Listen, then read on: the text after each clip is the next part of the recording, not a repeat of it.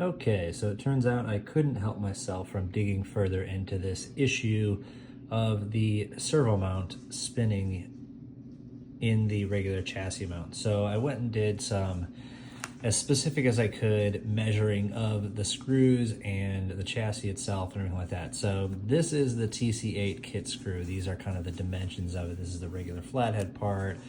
The threads at its widest point are 2.9 millimeters.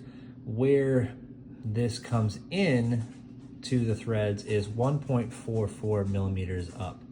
Now, if you look at the cross section of the actual chassis itself, the chassis is almost exactly 1.5 millimeters deep, which means the cross section of that screw is coming in about right here. The opening of the hole where that mounts is 3.44, so you can see it's almost a half millimeter wider.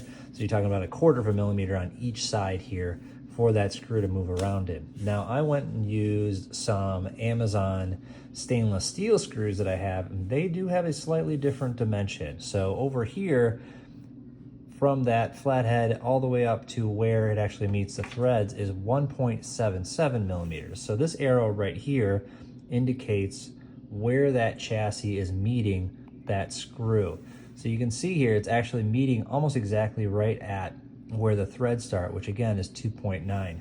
Where it meets here, this kind of measurement from side to side here is almost exactly 3.4 to 3.5 millimeters, depending on the actual real life, dimensions of it. But that means that it kind of self-centers it within the cross section here, and that'll keep it from moving. So I've actually tested it out with these stainless steel screws, but I'm a little more hopeful that it's actually kind of sandwiching itself in between here.